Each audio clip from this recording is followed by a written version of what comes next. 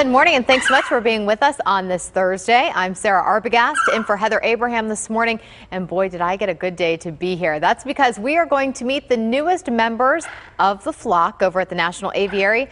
Baby flamingos. A mini flock of 5 flamingos hatched earlier this summer, and now they are finally big enough to meet the public. Today is their first outing from the aviary, and we're so excited to have 2 of the chicks here with us in the studio this morning. Thanks to Dr. Pilar Fish and Travis Henderson of the National Aviary for bringing these adorable babies to us. Oh my gosh, they are simply so cute.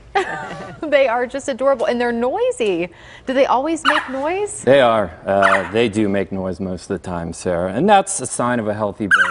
Yeah. A healthy flamingo is a loud flamingo. So basically, these birds live in groups of sometimes tens of thousands in the wild, and it's important that they always let their parents know where they are.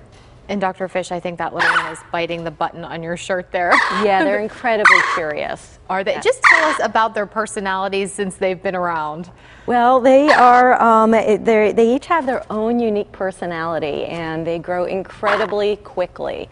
A lot of times we are doing neonatal exams to make sure that they're reaching all their milestones, such as walking right away and swimming and eating well. And how are they doing? I know they've been only around for a little while here, but how are they doing health-wise? They're very healthy babies, and they're growing quickly. Why bring flamingos to the National Aviary? So we brought 5 flamingo eggs in, and we hatched those eggs. It took about a month in incubation, but we're raising these birds by hand to be ambassador animals. They have a lot of fantastically unique adaptations, and to get them into our animal programs, our educational programs, is a great opportunity. We can get people up close and personal with them. Hand raising makes sure that they feel a trust in humans and they're comfortable with us. They want to be around us. What was the actual hatching like for you guys? Exciting? Oh my goodness, it was remarkable. We watched each one of these babies hatch out of the eggs. They talk while they're in the shell. They do. And they take a couple days to come out. And then there's actually a video on our website of one of the flamingos hatching out, and it is an incredibly unique thing to see. I'm sure. And people watching might be a little bit surprised that they're almost a gray color, because people think of flamingos, they think of the pink. Talk about the color. Yeah, they don't turn pink until they're about a year old. Yeah, and one of the interesting things about flamingos is that as chicks, they don't look anything like they're going to look as an adult. Yeah. You know, a flamingo is gray, it has black eyes, its legs are short when it comes to a short little beak, but it's going to drastically change, and that pink color will be gradually coming in as they progress. Now, when do they reach their full size? About a year and a half they reach their full size, but they grow so quickly, it's amazing. It's incredible to see, and people can actually come to the aviary and watch these chicks grow and see them. And I'm sure because they grow so fast, you guys are cherishing them while they're this little. They do. And you guys are not able to tell whether they are boy or girl, correct? No, not yet. We can do some feather DNA sexing, and we'll do that.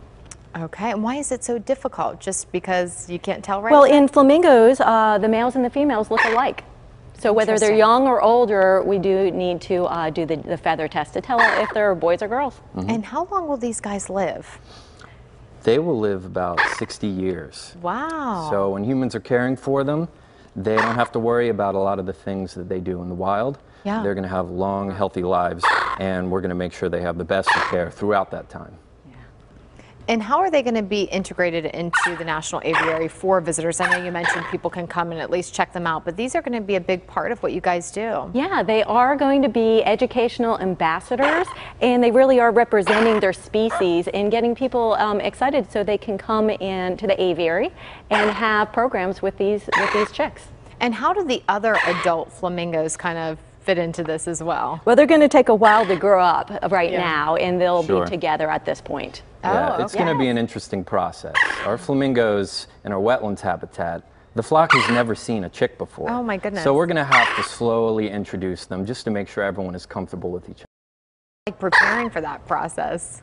Yeah, a lot of careful preparation goes into taking care of these flamingos and seeing all their individual personalities and traits. You've got shy ones, you have bold ones, and getting to know them well as individuals, which we can already see their personalities. This is the one's a little more quiet and that one's a little more curious. I was going to say that one seems so sweet, just sitting there and hanging out, trying to eat the button there. She's more introverted. There's a tremendous diversity in their personalities, and we have to assess that as they grow to see how they develop, what sort of programs they'll best be suited for. Yeah, and we were talking earlier about the noises they make, just such a cute little sound. Do those sounds mean anything? Are they trying to tell us anything, or? The sounds can mean multiple things. For the most part, they're letting us know where they are and that they're okay. So they'll call to us if they're not near us. They will call to us when they're hungry, but for the most part, if this bird is awake, if that bird is awake, they're going to be calling. So it's pretty noisy with 5 of those over there. Oh, yeah. Talk about their legs, too. They look kind of funny with the chick being so small. The legs just look so incredibly long already. They are. And the webbed feet and their legs grow incredibly long, fast, almost like horses, where you have these long, long legs. So we have them on a special diet that we're hand feeding them to meet all their nutrients, and they're doing well. But yeah, that's one of the most amazing things about them is to see them walking and resting on one leg, and they swim, and watching them use those long legs. Yeah. And what do they eat right now, and how does the diet change as they grow? So right now, for the most part, they're eating formula. It's a special formula that we make, and we feed it, drip it right into the beak, and this is actually mimicking precisely what the parents would be doing in the wild. So we're giving them this food in the beginning. About every 2 hours. It's getting a little bit less frequent, and we're introducing them to the types of food they'll eat as adults. Okay, and is that the type of food that they'll get the coloring from as well? It is, and they learn how to filter feed like the adults. And so they kind of dabble upside down and eat that way. Oh my gosh, just like babies getting formula. Isn't it incredible to see that? We make it nice and warm too. We get it ready every day.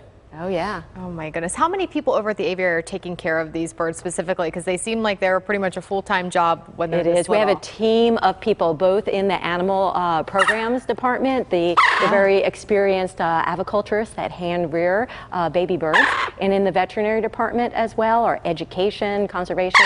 So many different aspects at the National Aviary go on behind the scenes to care for each one of our birds. Definitely. All right. Well, thank you, Dr. Fish and Travis, both for coming in today. We were so happy to be able to see these guys up close and personal. Again, you can see the baby flamingos at the National Aviary's interactive encounters each morning and afternoon. You can get more details at kdka.com/PTL.